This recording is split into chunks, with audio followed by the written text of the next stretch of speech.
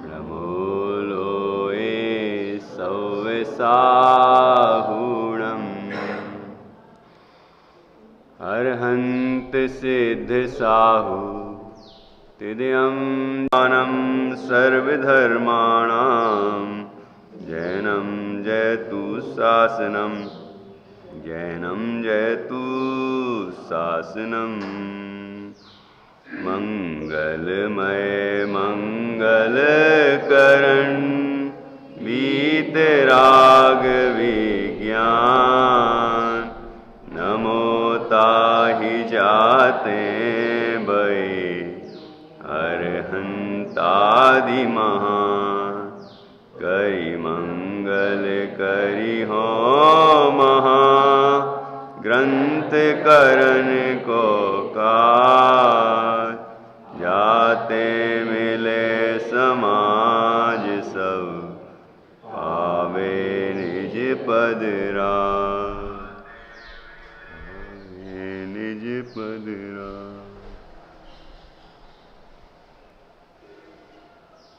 आचार्य कल्प पंडित श्री टोडरमल जी द्वारा रचित यह रहस्यपूर्ण चिट्ठी है। इसमें हम सविकल्प से निर्विकल्प होने की प्रक्रिया समझ रहे हैं कि जो सम्यक दृष्टि जीव सविकल्प दशा में है, शुभ और अशुभ उपयोग में, शुभ और अशुभ कार्यों में प्रवर्तता है, वही जब स्वरूपानुभव के लिए प्रयत्न करता है, निर्विकल्प अनुभव के लिए प्रयत्न करता है, तो किस तरह करता है उसकी विधि यहाँ पर बताई है। कोई भी जीव इस विधि से स्वानुभव प्राप्त कर सकता है, जो सम्यक्त्वी हो वह भी और जो अभी सम्यक्त के सन्मुख हो वह भी। प्रक्रिया यह सामान्य है। अंतर इतना है कि मिथ्यात्वी को अभी पता नहीं है कि मैं कैसा हूं, उसको अनुभव नहीं हुआ है, और सम्यक्त्वी को अनुभव हो चुका है, कालांतर हो गया है, लेकिन अनुभव है, उसे पता है कि मैं ऐसा हूं, उसे उसका आनंद भी मिल चुका है और उसे तो पूरा जैन शासन भाषित हो गया है, लेकिन परिणाम वहां टिकते नहीं है। परिणाम वहां टिकते नहीं, इसलिए बाहर में आता है।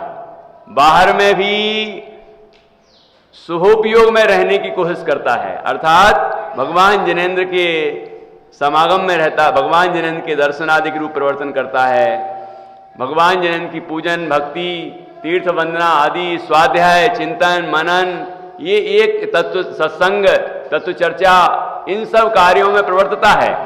लेकिन जब शुद्धोपयोग में नहीं आएगा, जब स्वरूपानुभव नहीं होगा, तो शुभोपयोग ज्यादा देर तो रह नहीं सकता, तो अशुभ में तो जाएगा ही, तो अशुभोपयोग में भी रहता है। विषय कसायादि रूप भी प्रवर्तन करता है, तो विषय कसायादि रूप प्रवर्तन करता है, तब भी उसे वो रुचता नहीं, और वह परमात्मा की भक्ति में, स्वाध्याय में, चिंतन में, मनन में लगा रहता है, लेकिन फिर भी वहां उपयोग जाता है। ठीक है, और फिर बार बार इस तरह का अभ्यास करता है, क्योंकि उसे शुभ उपयोग में भी तो अच्छा नहीं लगता। कसाय की मंदता है, कसाय का अभाव थोड़ी हुआ है, तो वहां भी उसको उपादेयता नहीं है, वहां भी उसको रुचि नहीं है, इसलिए वो निरंतर अपने स्वरूप में लीन होने की कोशिश करता है, लेकिन लीन नहीं हो पाता है, इसलिए दूसरे सविकल्प दशा रहती है। और फिर कभी विशेष पुरुषार्थ करता है अंतर्मुख होने का, तो उसे स्वानुभव की प्राप्ति होती है और आनंद की उपलब्धि होती है। मुनिराजों को तो विशिष्ट अभ्यास है, इसलिए उन्हें इतना परिश्रम नहीं करना पड़ता है। लेकिन जो गृहस्थ हैं वो दुनिया भर की बातों में उलझे रहते हैं, शुभ शुभ विकल्पों में उलझे रहते हैं, तो उन्हें उनकी भावभूमि भी कठोर हो जाती है। तो उन्हें ये जरूरत होती है कि इस तरह वो तत्व का चिंतन करके, स्वरूप का विचार करके और स्वरूप में लीन हों, ये उसको प्रयत्न करते हैं। सम्यक्ति जीव, पंडित दौलत राम जी ने लिखा है, गेही पे ग्रह में न रचे ज्यों, जलते भिन्न कमल है, नगर नारी को प्यार यथा कादे में हेम अमल है। सम्यक्ति कैसा है कि जल में रहता है लेकिन जल से भिन्न है, गृहस्थी में रहता है लेकिन गृहस्थी से भिन्न है, भरत जी जैसा, और कादे में हेम अमल है, कीचड़ में जैसे कि सोना निर्मल होता है ना। कीचड़ में अपने कोई अंगूठी गिर जाए तो क्या कैसी हो जाएगी, गंदी तो हो जाएगी। बाहर रास्ते में इतना बड़ा हीरा डला है, ओरिजिनल असली हीरे की बात है, असली हीरा पड़ा है, उसके ऊपर किसी ने पान की पीक मार दी, गंदा हो गया, मतलब थूक दिया उसके ऊपर। अब लोग निकल रहे हैं, क्या गंदगी पड़ी है, गंदगी पड़ी है। इतने में जौहरी निकला, हीरे का पारखी, वह निकला, उसने देखा, उसने जल्दी से रूमाल पटका वहां और उठाया, रूमाल उठाने के बहाने हीरा भी उठाया, जेब में रखा और चल दिया। ये गंदा, इतना गंदा है वो, इतनी गंदी चीज रख ली जेब में। लोग देख रहे हैं क्या, कितना गंदी चीज उठा ली। उसे मालूम है कि क्या है वो, करोड़ों नहीं अरबों का हीरा है वो, है। तो अब बताओ कि सच्चा जौहरी किसे कहेंगे। ये नहीं कह रहा हूं किसी की पड़ी हुई, भूली हुई, रखी हुई वस्तु को उठा लेना चाहिए, ये तो उदाहरण है, उदाहरण है बस, है ना। नहीं तो आप सोचो कि वो चोरी कर रहा हो, पंडित जी उसको अच्छा कह रहे हैं। ये चोरी को अच्छा नहीं कह रहे हैं, लेकिन इतना कह रहे हैं कि वो उसको मालूम है कि गंदगी दिख रही है, लेकिन उसे गंदगी नहीं दिख रही, उसे तो वो हीरा दिख रहा है। ऐसे ही सम्यक्ति को नोकर्म, द्रव्यकर्म, भावकर्म नहीं दिखते, मतलब उसमें अपना नहीं दिखता, उसमें अपनापन नहीं दिखता, उसे तो अपना चैतन्य दिखता है। ये तो प्रति समय होता है, चाहे वो शुभ की भूमिका में हो या अशुभ की भूमिका में हो। कादे में हेम अमल है, तो उसको प्रति समय अपना स्वरूप भासता तो है, प्रतीति तो है आत्मा की, लेकिन निर्विकल्प अनुभूति नहीं है। और निर्विकल्प अनुभूति के काल में विशेष आनंद आता है। जब तक उसको निर्विकल्पता नहीं है तब तक भी उसको आनंद तो है, क्योंकि पंडित जी ने लिखा है, टोडरमल जी साहब ने, जहां दुख नहीं है वहां सुख है। तो जितना दुख नहीं है उतना सुख है। कितना दुख नहीं है? मिथ्यात्व वाला दुख नहीं है। सम्यक्ति गृहस्थ की बात चल रही है। मिथ्यात्व वाला दुख नहीं है, अनंत दुख नहीं है उसको, और अनंतानुमंदी का अनंत दुख नहीं है उसको। तो जितना दुख नहीं है उतना सुख है, उतना आनंद है उसको। लेकिन जब स्वरूप में लीन होता है तो अप्रत्याख्यानावरण कसाय भी मंद होती है, वो भी तो मंद होगी। अनंतानुमंदी और वो जो मिथ्यात्व मतलब दर्शन मोह है और अनंतानुमंदी है, वो तो उपसमित है ही, या किसी के क्षय होंगे मतलब। लेकिन अगली जो कसाय है वो भी मंद हो जाती है, तो वो भी तो हीन होती है कि नहीं होती है। तो जीव जब निर्विकल्प अनुभव की दशा में आता है तो उसको विशिष्ट आनंद आता है। स्वरूप की स्थिरता, जितनी जितनी आत्मा में स्थिरता बढ़ती है उतना उतना आनंद बढ़ता है। प्रतिमाधारी को जितनी जितनी स्थिरता बढ़ रही है उतना उतना आनंद बढ़ रहा है। मुनिराज को जितनी जितनी स्थिरता बढ़ रही है आगे आगे गुणस्थानों में उतना उतना आनंद बढ़ता है। तो इसलिए स्थिरता बढ़ाता है, अपने स्वरूप में स्थिर होता है तो आनंद आता है। इसे आनंद का पता है, इसने आनंद पाया है। इसलिए ऐसा नहीं है कि उसे पता ही नहीं है, उसमें रस नहीं होगा।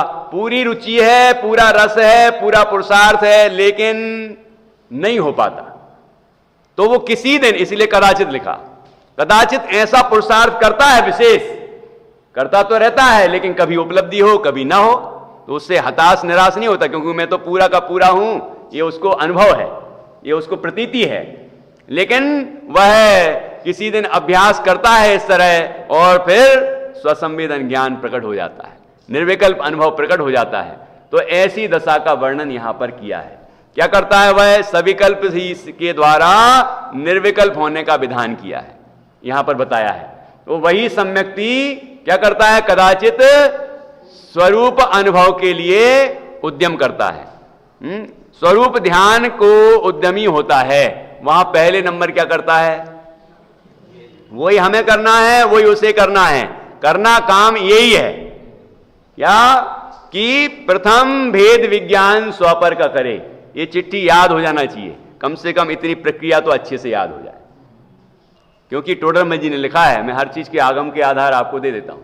आप कहोगे याद करने की बात कर रहे हो, कि 7वें अधिकार में जहां सम्यक के सन्मुख मिथ्या दृष्टि का प्रकरण है, वहां लिखा है लक्षण सीखना और लक्षण सीखना, नाम सीखना और लक्षण जानना, ये तो उपदेश के अनुसार है, सो उसे तो याद कर लेना, जैसा कहा है उसे याद कर लेना। लेकिन परीक्षा में विवेक चाहिए, तो परीक्षा तो स्वयं को करनी होगी, पर किस तरह परीक्षा करता है पूरी विधि लिखी है वहां पर, ठीक है ना।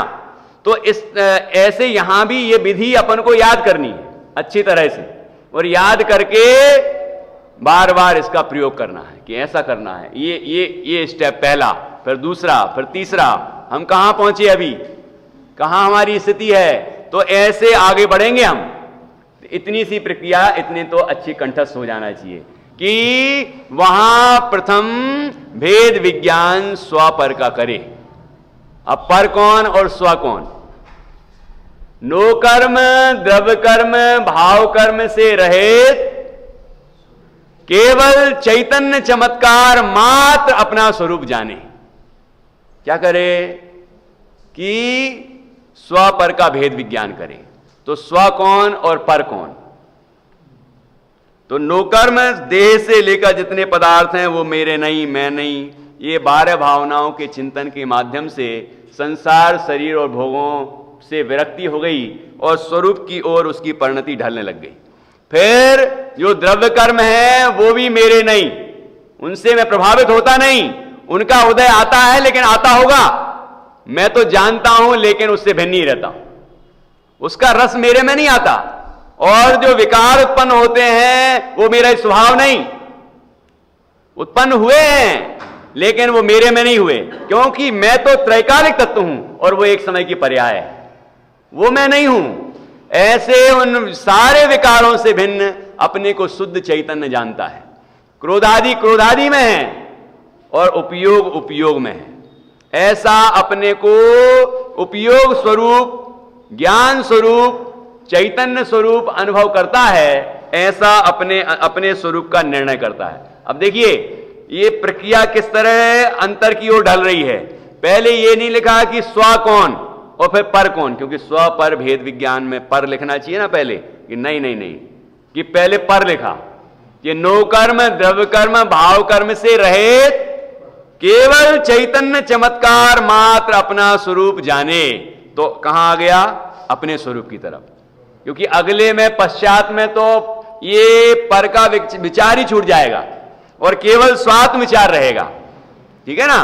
तो यहां चैतन्य चमत्कार मात्र अपना स्वरूप जानता है। अंदर में जानना जानना जानना प्रति समय हो रहा है कि नहीं हो रहा है?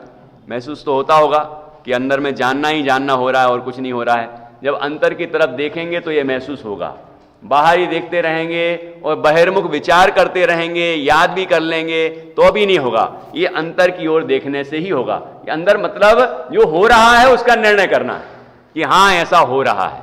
अपन ने यहां हाथ रखा, जानना हो रहा है कि नहीं? पूरे में जानना होता है। अंदर में आप ध्यान लगाएंगे तो पूरे में चेतना महसूस होती है, ठीक है। तो ये जो ध्यान की वैज्ञानिक विधि है, आसन आदि हैं, वो भी वैज्ञानिक हैं। तो ऐसे नहीं कि कैसे भी चलते फिरते हम तो अनुभव कर लेंगे।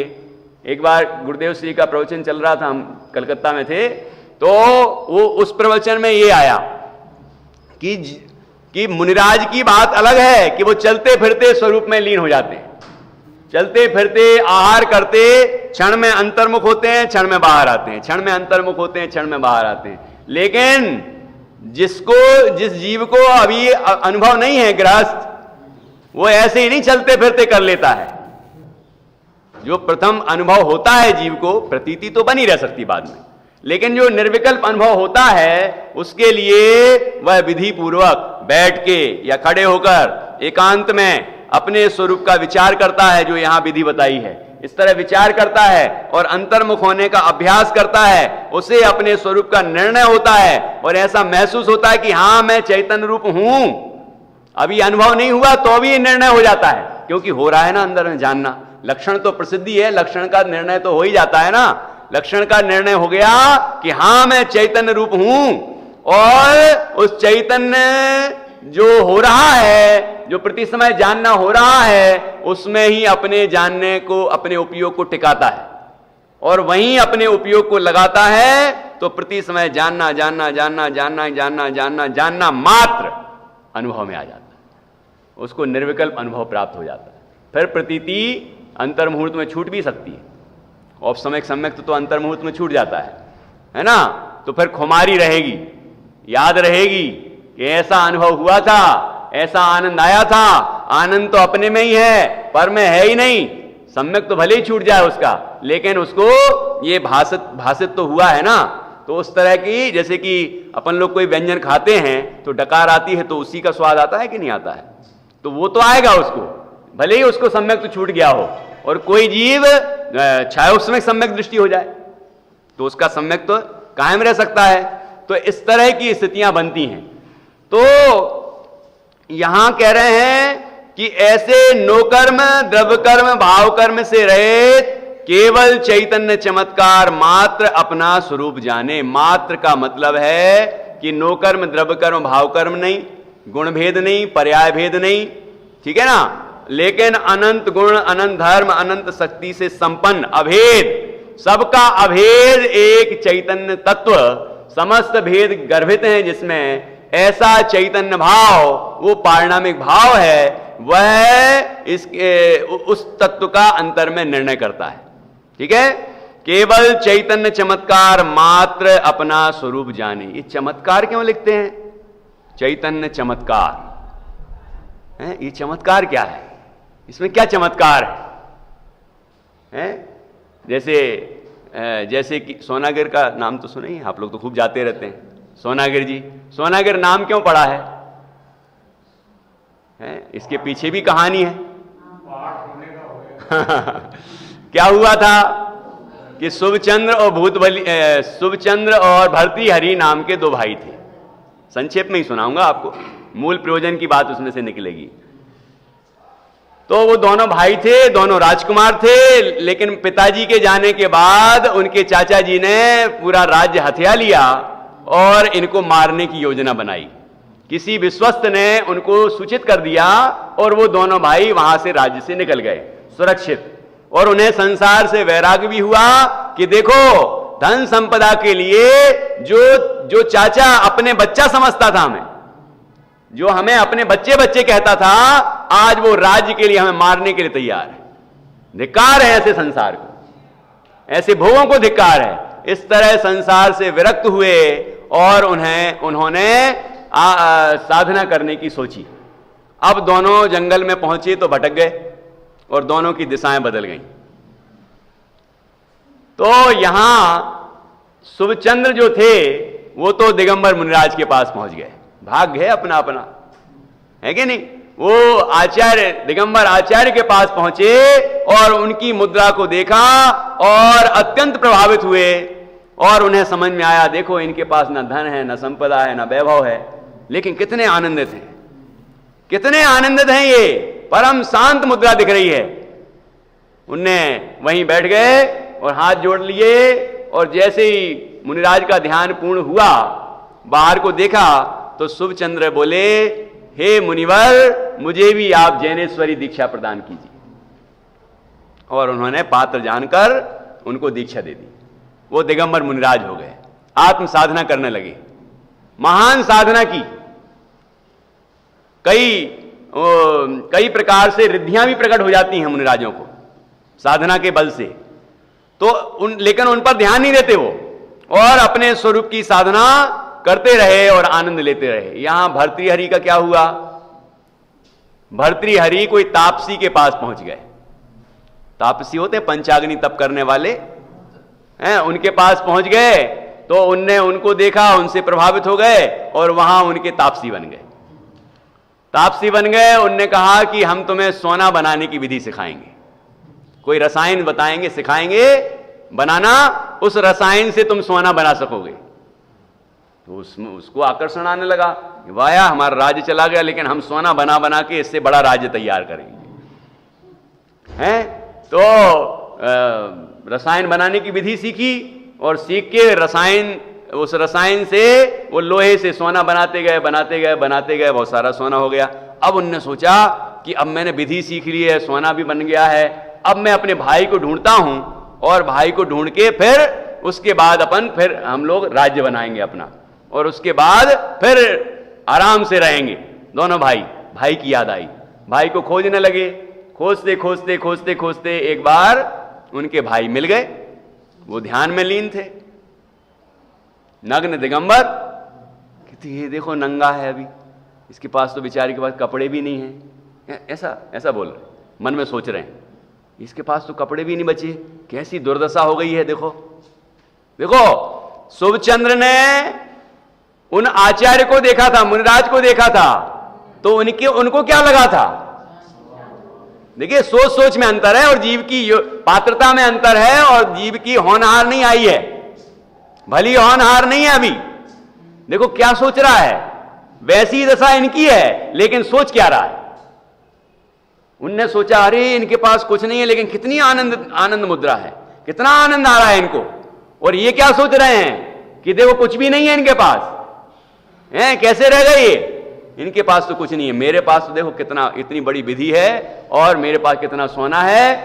तो फिर वो कहने लगे, शुभचंद्र भैया, बड़े ही होंगे शुभचंद्र वैसे, उनका ही नाम पहले आता है, तो भैया बोले होंगे या जो भी बोले होंगे कि, तो उनकी मुद्रा खुली, ध्यान मुद्रा, उनने देखा, प्रसन्नता से देखा। तो उस भर्तृहरि कह रहे थे कि ये क्या किया तुमने, तुम्हारी क्या हालत हो गई है। ये सुनते रहे शांति से, बिल्कुल सुनते रहे, क्या बोल रहे हैं सुनते रहे, ठीक है। और उसके बाद क्या हुआ, इनने कहा कि अरे देखो मैंने रसायन तैयार किया है, इससे हम ढेर सारा सोना बना सकते हैं और फिर वैभव बना सकते हैं और आराम से राज्य अपना तैयार करके आराम से रह सकते हैं, ये सब छोड़ो, चलो चलो चलो चलो। तो उनने उसको, वो जो रसायन का वो था उनके पास है ना, उसने एक लात मार दी, वो गिर गया। बड़े क्रोधित हुए भर्तृहरि, कहते हैं कि तुमने हमारी इतनी मेहनत को पानी में, मिट्टी में मिला दिया, क्या क्या हुआ ये सोना तो बना ही नहीं, सोना तो बना नहीं। कि नहीं नहीं, लोहे पे डालते हैं तो बनता है। कि अच्छा ऐसा है। तो उनने अपने पैरों के नीचे से धूल उठाई और एक चट्टान पर ऐसी फेंक दी, वो चट्टान पूरी सोने की हो गई। रिद्धियां प्रकट हो जाती हैं, उस रिद्धि के प्रभाव से हुआ, सोने की हो गई। देखते ही रह गया भर्तृहरि, ये क्या, ये तो बड़ा चमत्कार है, ये क्या, इतना चमत्कार। कहते ये क्या चमत्कार है, आ तो धूल थे, आ तो धूल छे, पुद्गल छे, इसमें क्या दम है। चमत्कार तो अंदर हो रहा है, इस देह में रहता हुआ भी देह से भिन्न, विकारों में रहता हुआ भी विकारों से भिन्न, कर्मों के उदय से संयुक्त होता हुआ भी कर्मों के उदय से भिन्न, ऐसा मैं शुद्ध चैतन्य तत्व हूं। ऐसा चैतन्य वो हर अवस्था में कायम रहता है। निगोद में रहा तो भी चैतन्य, अभी भी हूं तो भी चैतन्य, चैतन्य को ना जाने तो भी चैतन्य, अनंत उपेक्षा करे तो भी चैतन्य, आत्मा को फात्मा कहे तो भी चैतन्य। कहते हैं कई लोग, तो भी वो चैतन्य तत्व प्रकट है और जीव जैसे ही दृष्टि करेगा वैसे ही आनंद देगा। ये चैतन्य का चमत्कार है, ये चमत्कारिक तत्व है। जब भर्तृहरि ने ये बात सुनी कि अरे इनको इसकी महिमा नहीं है, कि ये इतना सारा सोना बन गया, इसकी महिमा नहीं है, हैं? तो कहने लगे कि क्या है ये। तो कहते हैं कि ये क्या दम है इसमें, धूल के लिए हमने घर छोड़ा था। यदि राज्य ही चाहिए होता तो लड़ जाते, लड़ते मरते जो भी होता, लेकिन कर लेते वहीं। कोई क्षत्रिय थे, सूरवीर थे, दोनों भाई कोई सामान्य थोड़ी थे, लेकिन संसार से विरक्त हुए और चल दिए। हमने जब वहां से निकले थे तो क्या सोच के निकले थे? ये सोच के निकले थे कि हम धन संपदा इकट्ठी करेंगे, या ये सोच के निकले थे कि संसार असार है? छत्र चूड़ामणि में रात को हमारी चर्चा निकली थी, तो उसमें ऐसा आया है कि क्या सोचकर तुमने ये कार्य प्रारंभ किया था और अब क्या कर रहे हो, इसका विचार करो। ऐसे यहां हुआ, ऐसे बहुत लोगों के होता है। जिस समय उनको वैराग आता है उस समय के विचार वो कायम रहे मतलब वो लक्ष्य कायम रहे तो जीव अपना कल्याण करे, कहीं नहीं भटकेगा। लेकिन वो भटक जाता है क्योंकि वो चीज भूल जाता है कि जिस भाव से उसने वो दीक्षा ली थी, या उसने निवृत्ति का मार्ग अपनाया था, या स्वाध्याय चिंतन मनन का मार्ग अपनाया था, वो रास्ता भूल जाता है, भटक जाता है। लेकिन जिस दिन उसने ये सोचा था, जो संकल्प किया था, वो याद रहे तो कल्याण ही हो उसका। कि किमनु आरब्ध, मतलब किस तरह से, किस उद्देश्य से तुमने ये कार्य प्रारंभ किया था और अब तुम क्या करने लग गए हो, इस बात का विचार करो और फिर सुधार करो। तो भर्तृहरि भी संसार से विरक्त हुए, उन्हें समझ में आया और उन्होंने दीक्षा ली। जैन आमनायक जो जैन इतिहास है उसके अनुसार उनने भी दीक्षा ली, और उसके बाद जो उनने लेखन किया है उसमें पूरा जैनत्व तो मिलता है। जो उनने शतक लिखे हैं उसमें जैन तत्व के पूरे अंश मिलते हैं, ठीक है ना। तो ऐसा यहां तो मुझे इतना ही समझाना था कि चमत्कारिक तत्व क्या है? ये इसलिए चैतन्य चमत्कार बोलते हैं कि राग है, द्वेष है। अब बताओ, निगोदिया जीव को कितने तीव्र कर्मों का उदय है, ज्ञानावरण आदि कर्मों का सबसे तीव्र उदय वहां है, लेकिन उसके बाद भी भले ही वो अक्षर का अनंतमा भाग प्रमाण ही ज्ञान हो, लेकिन प्रकट है। वो लक्षण ही नष्ट हो जाए तो लक्ष्य ही नष्ट हो जाएगा, फिर वो स्वभाव ही नष्ट हो जाए तो फिर क्या बचेगा? वो नहीं नष्ट होता। ये चमत्कार है। इतने प्रबल कर्मों के उदय में भी वो कायम है कि हां वो मेरा स्वभाव है। तो ऐसे ही मेरा स्वभाव यहां है। इतने विकार हो रहे हैं, इतना सब कुछ हो रहा है, हम उसके अनादर भी कर रहे हैं, लेकिन उसके बाद भी वो जैसा है स्वभाव वैसा ही है। जो स्वभाव त्रैकालिक है वो तो है ही, लेकिन जो प्रकट पर्याय की बात कर रहे हैं अपन, लक्षण वो प्रकट पर्याय है, वो भी वैसा ही है जैसा सिद्धों के है। लक्षण की बात कर रहे हैं। लक्षण जो उपयोग लक्षण है उसमें कोई मलिनता नहीं है, वो तो बिल्कुल निर्मल है, ठीक है ना। तभी निर्मल है, तभी हम निर्मल तत्व को पहचान पाते हैं कि जैसा ये प्रकट हो रहा है ऐसा वो है। तो लक्षण से लक्ष्य की प्राप्ति होती है। जैसी वो चिंगारी है वैसी वो आग है, जैसी वो मिठास है वैसी वो मिश्री है, जैसा वो लक्षण प्रकट है वैसी वो तत्व है। तो इस तरह अपने चैतन्य चमत्कारिक तत्व को अनुभव कर लेता है। यहां तो निर्णय किया कि अरे मैं ऐसा तत्व हूं, मैं नोकर्म में रहता हुआ भी नोकर्म से भिन्न हूं, द्रव्य कर्म में रहता हुआ भी द्रव्य कर्म से भिन्न हूं, और भाव कर्म से मैं रहता हुआ भी भाव कर्मों से भिन्न हूं। ऐसा निर्णय कर रहा है।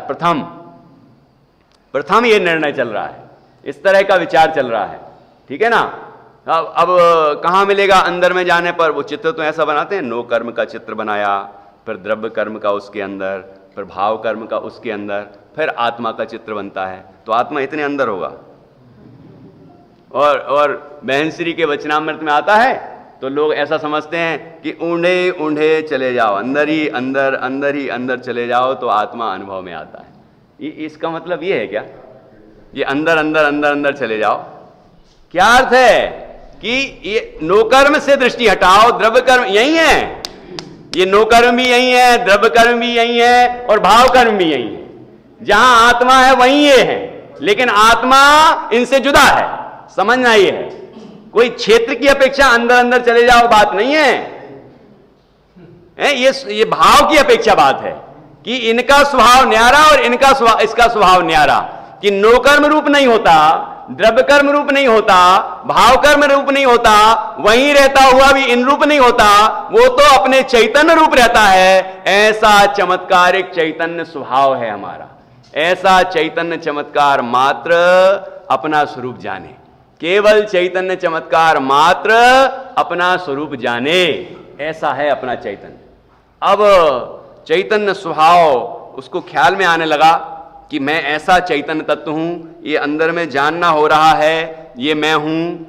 ये एक ऐसा है कि नोकर्म द्रव्य कर्म भाव कर्म से रहित है। इसका मतलब नोकर्म द्रव्य कर्म भाव कर्म से रहित तो सिद्ध भगवान है, तो मैं सिद्धों जैसा हूं। मैं कैसा हूं? सिद्धों जैसा हूं। तो सिद्धों जैसा ही नहीं, मैं सिद्ध हूं। क्योंकि अब कहां दृष्टि पहुंच गई? अब स्वभाव पर। द्रव्य स्वभाव से देखो तो कैसा हूं? कि सिद्ध ही हूं, स्वभाव से सिद्ध ही हूं, शुद्ध हूं, एक हूं, इत्यादि जितने भी समय सार में जो विशेषण लिखे हैं, आत्मा के धर्म बताए हैं, वो सब रूप अपने को विचारता है। ये अब अंदर में पहुंच गया है, ये वस्तु की तरफ पूरी दृष्टि आ गई है। 9वें अधिकार में लिखा है, उस तत्व विचार में उपयोग को तद्रूप होकर लगाए तो समय समय प्रति परिणाम निर्मल होते जाते हैं, और वहीं फिर दर्शन मोह का उपशम हो तो प्रतीति हो जाती है। कर्म की निमित्तता बताई है। और ऐसा लिखा है, तत्व निर्णय का अभ्यास करने पर भी जरूरी नहीं कि हो जाए, जब तक दर्शन मोह का उपशम ना हो। निमित्त की अपेक्षा बात की है काम, लेकिन फिर लिख दिया आगे, क्या लिखा? लेकिन जीव का पुरुषार्थ तो तत्व निर्णय का अभ्यास करना ही है, कर्म का उपशम करना जीव का पुरुषार्थ नहीं, वो पुद्गल है। उसे जब होना होगा उपशम तो हो जाएगा। जीव का पुरुषार्थ तो तत्व निर्णय का अभ्यास करना है। तो ऐसे अपने उपयोग को अपने स्वरूप में लगाता जा रहा है, लगाता जा रहा है, लगाता जा रहा है। अंदर में ही अपनी चेतना महसूस होती जा रही है, अपना स्वरूप महसूस होता जा रहा है, और उसे स्पष्ट रूप से समझ में आ रहा है कि मैं जैसा जिनागम में बताया है वैसा मैं आत्मा हूं, वैसा ही मेरा स्वभाव है। उसे स्पष्ट रूप से ये भास रहा है कि ये रागादि विकारी परिणाम आकुलतामय है और मैं निराकुलता स्वरूप हूं, तो मैं तो बिल्कुल बना बनाया भगवान हूं।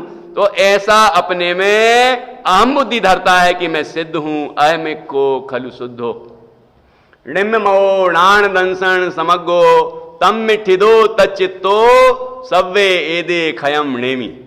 जिनको क्षय करना है उनको क्षय करने का विकल्प नहीं होता, बल्कि क्या करता है? जिस विधि से क्षय होता है वो उपाय करता है। मोक्षाधिकार में लिखा है, बंधन के अभाव का विचार करने से बंधन का अभाव नहीं होता, बंधन का उपाय करने से बंधन का अभाव होता है। ये जीव विचार करता है कि बंधनों से मुक्त होना है, ये बंधन मेरे में है नहीं, बंधन की बात ही मत करो। अरे बात नहीं करेंगे तो क्या हो जाएगा? हम तो बात बंद करना चाहते, पर्याय की बात ही मत करो, व्यवहार की बात ही मत करो। बात तो हम बंद कर दें, लेकिन वो प्रतीति में आया कि नहीं आया, इसकी तो खबर नहीं है। इस जीव को करना यह है कि ऐसी प्रतीति हो जाए कि मैं तो जैसा शुद्ध नय ने बताया है ऐसा चमत्कारिक चैतन्य तत्व हूं। ये प्रतीति में आए तभी फायदा है, बात कर बंद करने से कुछ नहीं होने वाला। तो अब यहां देखिए कितनी सुंदर बात कही है। अभी मैं फिर से पढ़ता हूं वापस और फिर आगे बढ़ेंगे। अब इस सविकल्प ही के द्वारा निर्विकल्प परिणाम होने का विधान कहते हैं। वही सम्यक्त्वी कदाचित स्वरूप ध्यान करने को उद्यमी होता है, वहां प्रथम भेद विज्ञान स्वपर का करे। नोकर्म द्रव्य कर्म भाव कर्म रहित केवल चैतन्य चमत्कार मात्र अपना स्वरूप जाने। किसका स्वरूप जाने? अपना स्वरूप जाने। पश्चात देखो, पश्चात में पहुंचना है तो पहले थोड़ा सा देखना पड़ेगा कि पश्चात में पहुंचने लायक हमारी परिणति हुई है कि नहीं हुई। क्योंकि पश्चात में क्या लिखा है? पश्चात पर का भी विचार छूट जाए। पर कौन से लिए थे? हाँ, है ना। अब उसमें भी क्रम ध्यान रखना, नो कर्म, द्रव्य कर्म, भाव कर्म। क्यों कि पहले स्थूल बाहर की चीज, ये शरीर आदि नो कर्म, फिर ज्ञानावरण आदि द्रव्य कर्म, फिर रागादि विकारी परिणाम भाव कर्म, क्योंकि वो आत्मा की परिणति में होते हैं, वहां तक ले गए। और वो परिणति में भले ही होते हैं लेकिन मेरे स्वभाव नहीं है, भिन्न है वो, ठीक है, वहां तक ले गए। और कहा कि ये जो चैतन्य चमत्कार तत्व है, केवल चैतन्य चमत्कार तत्व है, उपयोग स्वरूप तत्व है, वो मैं हूं, ठीक है ना। अब वहां पहुंच गए हैं तो कह रहे हैं पर का भी विचार छूट जाए, मतलब अब क्या होना चाहिए, पर का विचार नहीं होना चाहिए। मतलब नो कर्म, द्रव्य कर्म, भाव कर्म से मैं रहित हूं, मैं रहित हूं, मैं रहित हूं, ये रहित हूं भी विचार नहीं होना चाहिए। ये सहित हूं तो बात कर ही नहीं रहा है, लेकिन रहित हूं वाला भी नहीं होना चाहिए। बंदर का ध्यान मत करना, बंदर का ध्यान मत करना, बंदर का ध्यान मत करना। जब दुकान खोलो तो बंदर का ध्यान मत करना। अब वो बंदर का ध्यान मत करना, बंदर का ध्यान मत करना, मैं भी बंदर का ध्यान कर रहा है कि नहीं कर रहा है। तो कहते हैं वो उपलब्धि नहीं हुई, फिर से पहुंच गया, उपलब्धि नहीं हुई, तो कहते हैं कि तुमने बंदर का ध्यान किया था कि नहीं किया था, कि नहीं, बिल्कुल नहीं किया। कि क्या क्या सोच रहे थे कि बंदर का ध्यान मत करना, बंदर का ध्यान नहीं करना है, बंदर का ध्यान नहीं करना है। अरे तो नकारात्मक रूप में भी तो तुमने ध्यान किया, याद तो बंदर ही आ रहा था कि वो ध्यान मत करना, मतलब उसके बारे में ध्यान आने ही नहीं चाहिए। ऐसे ही यहां भी जब चैतन्य चमत्कार मात्र अपना स्वरूप देखने लग जाए तो फिर ये बार बार वहां ध्यान नहीं जाना चाहिए, ये मैं नहीं, ये मैं नहीं, ये मैं नहीं, ये तो हो गया प्रथम में जाओ। यदि यही हो रहा है तो ये प्रथम में है अभी हम, यदि ये स्थिति है तो प्रथम में है। बार बार ये आ रहा है, आवाज आई बाहर से, ये मैं नहीं, बाहर से धर्म पत्नी ने पुकारा तो ये मैं नहीं, ये मेरा नहीं है, फिर बच्चों ने आवाज लगाई, ये मैं नहीं, ये मेरे नहीं, शरीर में कुछ हो रहा है, ये मेरा नहीं, ये कर रहे हैं, मतलब अभी भी आवाजें आ रही हैं। कई लोग ध्यान कराते हैं ना, ध्यान, जैनी लोग भी बेचारे, अब क्या बताएं हम, जैनी लोग भी वैसे ही शुरू हो गए, ध्यान की व्यवस्थाएं जैसी वो बताते हैं, अब हम जैन विधि से कराते हैं। ये तो कराते क्या हो, कराते क्या हो ये बताओ। बेद साहब ने मुझे, मैं रायपुर में रहता था, तो उन्होंने मुझे बोला कि वो एक प्राणायाम सीखने के लिए भेजा था। वो आर्ट ऑफ लिविंग का कोर्स होता था, तो क्योंकि हमारा स्वास्थ्य ठीक नहीं था तो बोले कि वहाँ आर्ट ऑफ लिविंग में चले जाओ, और उनने फीस जमा कर दी, कहते तुम जाओ वहाँ सीख के आओ। तो मैं गया, मैंने बराबर पूरी विधि सीखी, अभी भी करता हूँ पूरा आर्ट ऑफ, मतलब जो आर्ट ऑफ लिविंग, मतलब लिविंग नहीं, प्राणायाम करता हूँ। वो रक्त शोधन की जो प्रक्रिया होती है उनके यहाँ सुदर्शन क्रिया बोलते हैं, वो करता हूँ। तो उनने भेजा मुझे, मैंने सीखी सारी प्रक्रिया, जो बड़ी प्रक्रिया हुई जिस दिन, तो पूरा जिस तरह वो करवाते हैं वैसा करवाते करवाते क्या हुआ कि अंदर में पूरा बिल्कुल ये रक्त का जो प्रवाह होता है ना, वो इतना अधिक हो जाता है कि शोधन होता है उसमें, तो पूरा पूरा सफेद सफेद एकदम जैसे बिजली चमकती है, उस तरह हमें महसूस हुआ। तो फिर अनुभव पूछते हैं वो लोग, जब ये प्रक्रिया हो जाती तो अनुभव पूछते किसको कैसा लगा। तो मैंने कहा मुझे ऐसा लगा कि जैसे पूरे में सफेद ही सफेद है, उजेला ही प्रकाश है। तो वो कहने लगी कि वही तो आप हैं, वही तो आप हैं, आपने आज चैतन्य के दर्शन कर लिए। मैंने सोचा कि प्रकाश जो सफेद है वो सफेद तो मैं नहीं, मैं जो उस समय जान रहा था वो जानने वाला जरूर मैं था, लेकिन वो सफेदी जो दिख रही थी, प्रकाश मतलब जैसी लाइट दिख रही नहीं है ना। रक्त संचार जब इस तरह होता है, आप पूछना किसी और से, तो ऐसा होता है, और कई बार होता है, जब करते हैं बड़ी प्रक्रिया तब होता है। तो वो कहने लगे कि वही तो आप हैं, ठीक है ना। तो अब दिक्कत कहां तक है, कहां है, यहीं से दिक्कत शुरू होती है। इसके पहले तक तो कोई दिक्कत नहीं कि आप प्राणायाम सीखो, जैसे यहां सिखाएंगे, ज्ञानार्णव में भी सिखाएंगे, है ना, वहां भी सिखाएंगे, लेकिन गड़बड़ी कहां होती है, यहीं कि इतने तत्व होते हैं, वो सिखाते रहते थे। अब मैं तो शास्त्री था, मुझे पता है कितने तत्व होते हैं, सब सुनता रहता था, लेकिन मुझे पता था कि क्या है। तो इतने तत्व होते हैं, शरीर इसका बना है, ये आत्मा ऐसा है, और ब्रह्म का अंश है, और दुनिया भर है, ये सब बोलते रहते थे वो। अपन तो प्राणायाम सीखने गए थे तो सीख लिया। अब वो आखिरी में क्या कहने लगे कि यही तो आप हैं, आपने आत्मा के दर्शन कर लिए। तो मुझे तुरंत द्रव्य संग्रह की गाथा याद आई, वर्ण रस पंचगंधा है ना, नहीं, वो एक और गाथा है। गाथा है कौन सी, जिसमें वो बहुत सारी विधि, मतलब तत्वार सूत्र में भी वो नाम है कि है, किसी को याद आ रहा है, बंधो सद्दो बंधो सुहमो थूलो संठान भेदतम छाया उज्जोदादव सहिया पुगल दवस पर जाया। शब्द, बंध, सूक्ष्म, स्थूल, ये तत्वार सूत्र में भी एक सूत्र है ना। तो ये उद्योत, आतप, ये सब पुद्गल द्रव्य की विभाव व्यंजन पर्याय हैं। क्या है ये? पुद्गल द्रव्य की विभाव व्यंजन पर्याय हैं ये, ठीक है। तो ये जो प्रकाश होता है, लोग कहते हैं ज्ञान कैसा है कि ज्ञान ज्योति, तो लोग ऐसी कल्पना कर लेते हैं कि अंदर में दीपक जलाओ और उसका ध्यान लगाओ। जैनी लोग भी करवाने लग जाते हैं, जो तत्वज्ञानी नहीं है, तत्वाभ्यासी नहीं है, वो करवाते हैं। अपन तो अपने ही ध्यान कर रहे हैं ना। आत्मा में कहा ना शास्त्रों में, ज्ञान ज्योति हूं मैं, ज्ञान ज्योति हूं। अरे ज्योति कहाँ है? इसका तात्पर्य ये नहीं कि ज्योति जला लो, इसका तात्पर्य है कि जैसे वो ज्योति होती है और वह स्वयं प्रकाशित होते हुए भी पर को भी प्रकाशित करती है, ऐसे ही जीव का जो ज्ञान है वो स्वयं को जानता हुआ पर को भी जानता है, स्वपर प्रकाशक है। ऐसा नहीं है कि वो जैसी ज्योति बताई वो रंगीन है ना। उद्योदातप, प्रकाश है ना, और रंग है, वर्ण है। कौन सा द्रव्य है वो? पुद्गल द्रव्य है वो पुद्गल द्रव्य है। और जो प्रकाश दिखता है, जैसे का चैतन्य प्रकाश, प्रत्यक्ष प्रकाशमान वस्तु है। ये प्रकाशमान कहा तो इसका मतलब क्या है? ऐसा प्रकाश है। कैसा प्रकाश?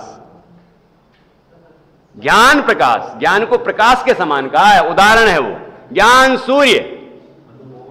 तो इसका मतलब क्या? इसका तात्पर्य हमें समझना पड़ेगा, है ना, कि वो प्रकाश जो रंग दिख रहा है ना, रंग, वो रंग नहीं है। तो फिर उपमा क्यों दी इस तरह की? कि वो इसलिए दी कि जैसे प्रकाश में सारी वस्तुएं जैसी हैं वैसी दिख जाती है ना, ऐसे ज्ञान में जैसी वस्तु है वैसी दिख जाती है। इसलिए उसको कहते हैं चैतन्य प्रकाश, चैतन्य ज्योति। और जितनी उपमाएं दी हैं वो सब, उसमें हमें ध्यान रखना पड़ेगा कि इसमें उदाहरण कितना है, मतलब उपमा कितनी है और वस्तु कितनी है ना। ज्ञान ज्योति, तो ज्ञान ज्योति के समान है, लेकिन ज्योति नहीं है। ज्ञान वो ज्योति नहीं है। ज्योति निकलते दिखा देते हैं लोग, आत्मा निकल गया, ये देखो, हैं, हमारे बच्चे ऐसे ही समझ लेते हैं, ये देखो ज्योति निकल गई है, यहां से निकली उसके अंदर घुस गई। ये कुछ नहीं है, ये सब पुद्गल है, वो जीव है ही नहीं। आत्मा तो पूरे में है, इस शरीर प्रमाण, पूरे शरीर प्रमाण है और ज्ञान रूप तत्व है। तो ऐसा जीव अपने ज्ञान स्वरूप तत्व को महसूस करे और उसके स्वरूप का ही विचार करे कि मैं तो बना बनाया भगवान हूं, भगवान से कम नहीं हूं, ठीक है, सिद्ध हूं, शुद्ध हूं। ऐसे हम जिंदगी भर बोलते रहेंगे, कुछ नहीं होना है। लेकिन जब तक हम वस्तु को देखेंगे नहीं, वस्तु की तरफ हमारा उपयोग ढलेगा नहीं और हमें खुद लगेगा नहीं कि मैं वाकई में ऐसा हूं, तब तक जीव को कुछ नहीं होने वाला, कुछ लाभ नहीं होगा। मतलब पुण्य तो बंधेगा क्योंकि शुभ परिणाम है, लेकिन जो इसका लाभ है असली स्वानुभव, निर्विकल्प अनुभूति, वो नहीं होगी। वो कब होगी?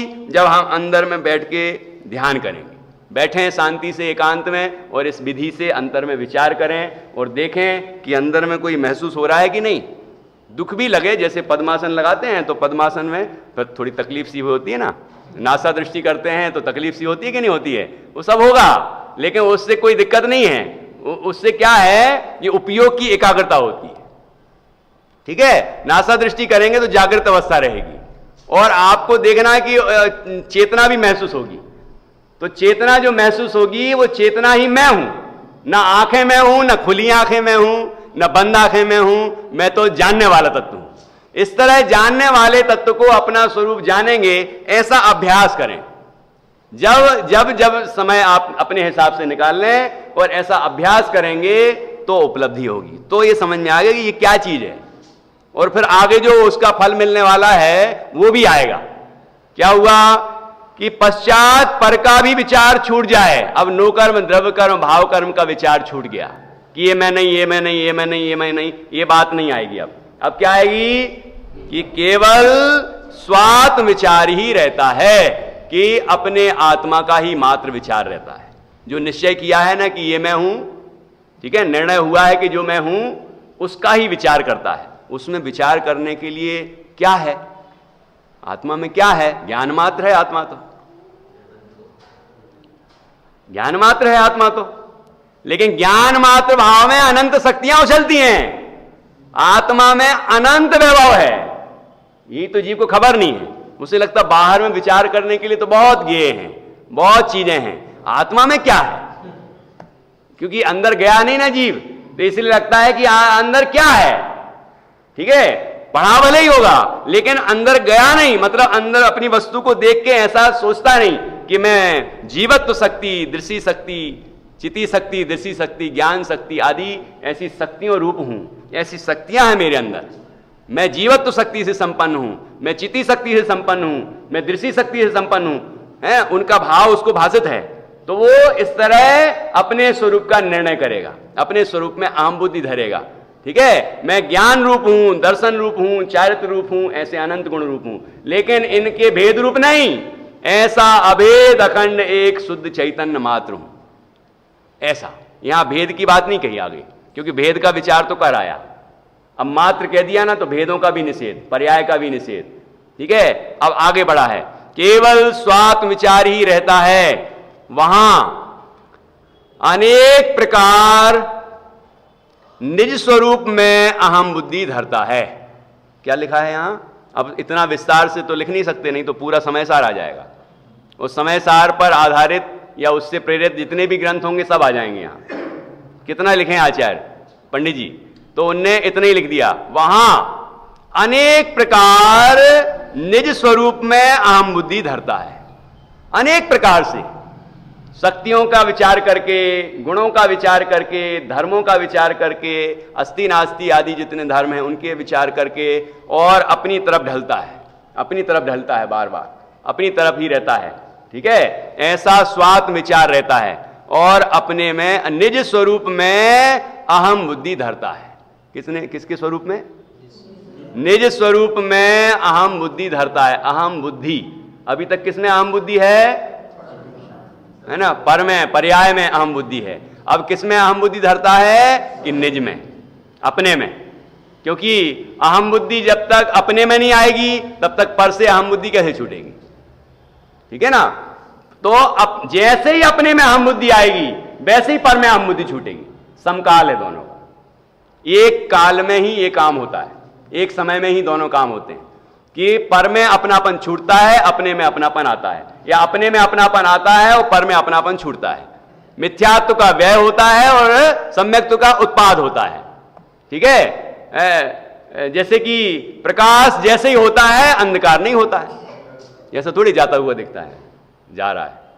जिस समय प्रकाश हुआ उस समय अंधकार नहीं है, यही है ना? ऐसे जिस समय जीव को अपने स्वरूप में अहम बुद्धि आई उसी समय पर में अहम बुद्धि छूट जाती है। तो यहां अपने में धरता है, अभी हुई नहीं है, सम्यक्ति को तो है ही, लेकिन वो भी अपने अंदर पक्का कर रहा है कि मैं ये हूं, मैं ये हूं, मैं, है ना? तो अपने में निज स्वरूप में अहम बुद्धि धरता है। चिदानंद हूं, शुद्ध हूं, सिद्ध हूं इत्यादि विचार होने पर, अब इत्यादि विचार होने पर तो आदिक में आप जितने हो सकें वो लगा लें।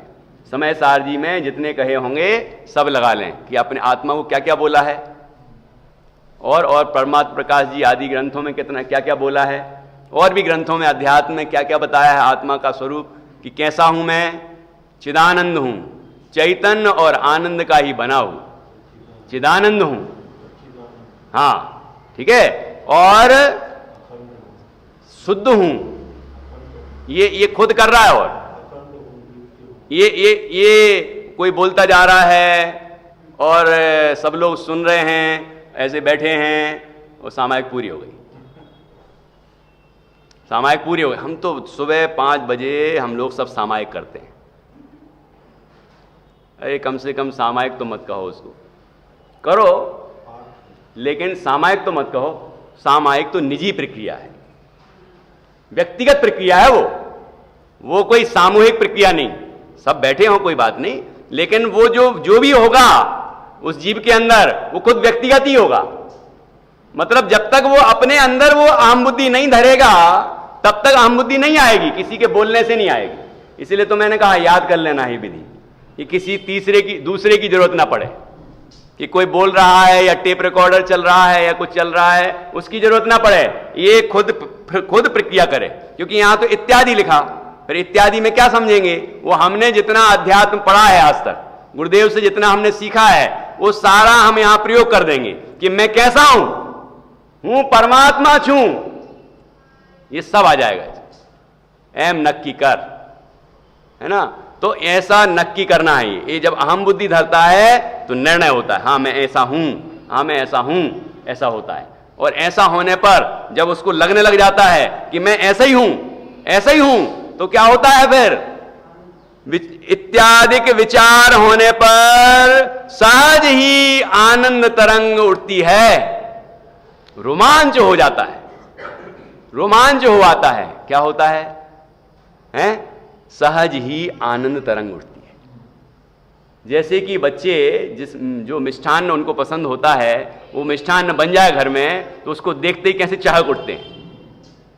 ऐसे ही जिस वस्तु को ये जानना चाह रहा है, जिस वस्तु को जानने से जीव के अनादि के दुख दूर होने वाले हैं, दुर्दिन समाप्त होने वाले हैं, और जो मैं खुद हूं ऐसा अपने चैतन्य तत्व का विचार करता है और समझता है कि मैं वाकई में बना भगवान हूं। अभी तक तो हमने सुना था, लेकिन अब मैंने देखा है कि मैं तो वाकई में नोकर्म द्रव्य कर्म भाव कर्म आदि से सबसे भिन्न शुद्ध चैतन्य मात्र तत्व हूं। ऐसा मैं बना बनाया भगवान हूं, सिद्धों के जैसा हूं, ऐसा उसको खुद जब लगेगा अंदर से, तो कैसा अंदर में रोमांच आएगा कि वाह मैं तो ऐसा हूं। अंदर में उसको आनंद की तरंगें उठने लग जाती है, आनंद की तरंगें उठने लग जाती है। मतलब आनंद, रोमांच हुआता है, आनंद की तरंगें उठती हैं, शांति जागृत होती है। जैसा जैसा अंतर की ओर जाता है वैसे वैसी शांति महसूस होती है। ये बहुत सुंदर प्रक्रिया है, इस पर और चर्चा हम कल करेंगे। आज का समय हो गया है, और इतना जितना हमने अपन ने अभी चर्चा की है, इतना कंठस्थ भी करें, इतना विचार भी करें, इस तरह का प्रयोग करें, तो निश्चित रूप से ये जो चिट्ठी का ये जितनी प्रक्रिया है, इसका जो भाव है वो हम सभी को भासित होगा। इस तरह का अभ्यास कर हम परम आनंद स्वरूप आत्मा का अनुभव करें और सुखी हों, यही मंगल।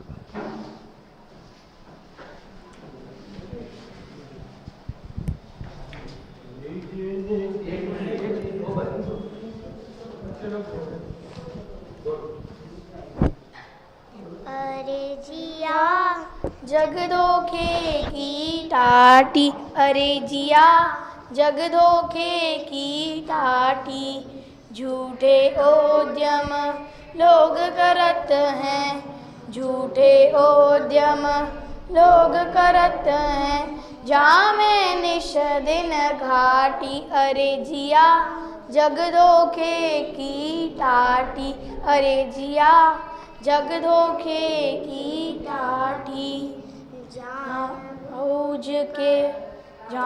बूझ कर अंधपने हैं, जान बूझ कर अंधपने हैं, आंखन बांधी पाटी, अरे जिया जग धोखे की टाटी, अरे जिया जग धोखे की टाटी, निकल जाएंगे प्राण छिनक में, निकल जाएंगे प्राण चिनक में पड़ी रहेगी माटी। अरे जिया जग धोखे की टाटी। अरे जिया जग धोखे की टाटी। दौलत राम समझ मन अपने। दौलत राम समझ मन अपने। दिल की खोल कपाटी। अरे जिया जग धोखे की टाटी। अरे जिया जग धोखे की टाटी। निज में बताई यह अनंत उपकार है, उसके